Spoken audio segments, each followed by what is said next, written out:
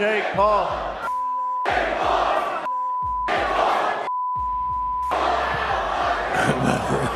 Jake, throughout.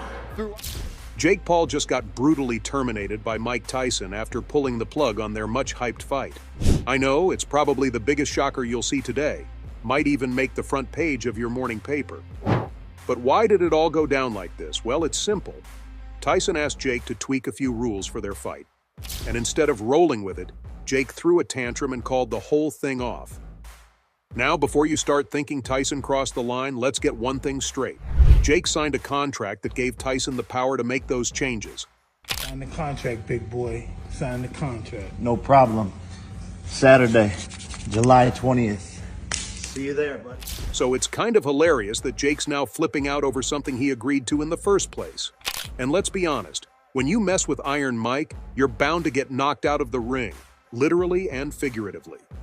So you're probably wondering where all this drama actually went down, right? I mean, you were glued to that screen during the press conference on 18th of August, hanging on every word, and there was no mention of any of this craziness. But here's the kicker. Those juicy bits were conveniently cut from the live broadcast. Yeah, they snipped out the most explosive moments like they were trimming a movie trailer, leaving you in the dark. So let's rewind to that press conference at Fanatics Fest. It was supposed to be your standard affair, some hype, a little trash talk, the usual pre-fight antics to get everyone riled up. But of course, Jake Paul had other plans. Instead of playing his part in the promotional dance, he decided to go off script and turn the whole thing into a spectacle. I'm talking full-blown theatrics here. Jake wasn't content with just throwing a few jabs. Oh no, he was on a mission to verbally annihilate Mike Tyson.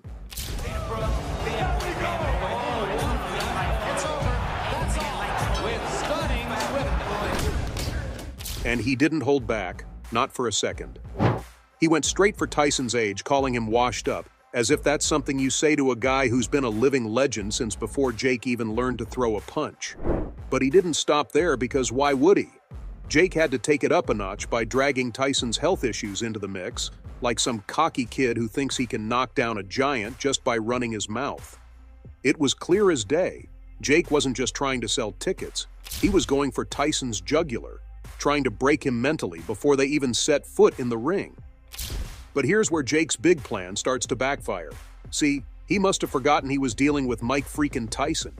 The guy who made a career out of turning his opponents into human punching bags didn't even blink. While Jake was running his mouth like a kid who just discovered his first insult, Tyson just stood there, calm as a statue, soaking it all in. No comebacks, no flinching, just that ice-cold, unreadable expression that's made grown men wish they'd taken up a different sport. It was like Tyson was just letting Jake dig his own grave, tucking away every insult for later when he could respond with something a little more physical. Jake might have thought he was winning the battle of wits, but in reality, he was setting himself up for the knockout of a lifetime. Tyson's silence wasn't surrender. It was the quiet before a storm that Jake wasn't even close to ready for. Fight playing out. Very painfully. Now let's fast forward a bit. As Jake's rant kept rolling, you could feel the energy in the room shift. What started as a typical press event quickly turned into something way more intense. The audience could sense it too. Jake's over-the-top bravado was starting to show cracks. And then, with the tiniest of smirks, Tyson casually mentioned tweaking a few rules for the fight. No big show, no dramatic pause, just a simple, low-key statement that hit harder than anything Jake had managed to spit out all night. And here's where Jake really stepped in it. Running his mouth like that was the biggest mistake of his life. Maybe Tyson would have let it slide, but once those new rules came out of Tyson's mouth, they were set in stone, no going back. Getting in the ring with people with the same intention, but the actuality, no. Now I bet you're dying to know what exactly Tyson said that made Jake Paul's world start crumbling. So here's the first curveball Tyson threw. He introduced a knockout-only victory rule. That's right, folks. No more sneaky technical knockouts, no more hoping for a decision win. The only way to win? You've got to knock out your opponent, plain and simple.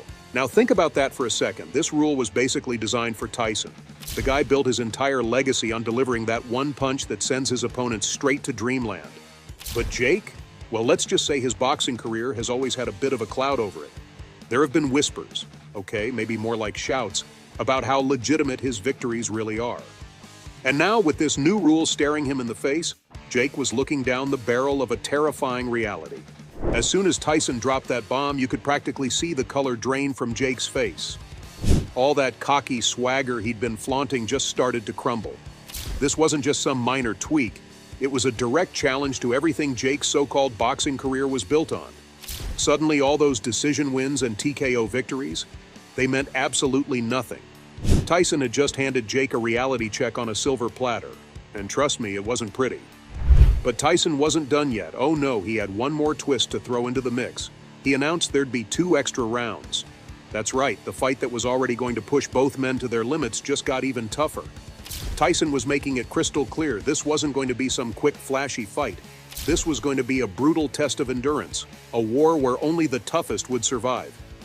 For Tyson, who's gone toe-to-toe with some of the hardest hitters in history, 2 more rounds were no big deal.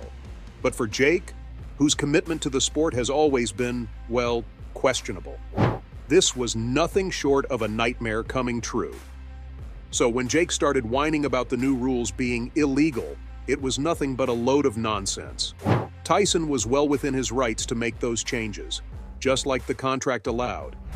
Jake's public meltdown wasn't about what was fair. It was his last-ditch effort to back out of a fight he suddenly knew he couldn't win. The so-called illegal rules? Yeah, those were exactly what Jake had signed up for from the start. The backlash was swift and man, it was harsh. Jake's already shaky reputation took another nosedive, and suddenly, the narrative flipped. He wasn't the fearless fighter he'd been pretending to be. He was just a guy who bit off more than he could chew and was now trying to run from the consequences. Tyson's rule changes didn't just alter the fight. They blew Jake's cover wide open, revealing him as someone completely out of his league. Put this in. Performance of a lifetime on November 15th, and the universe will align for all of its glory and good for God. Be in shape, be in good shape, because your health depends on it.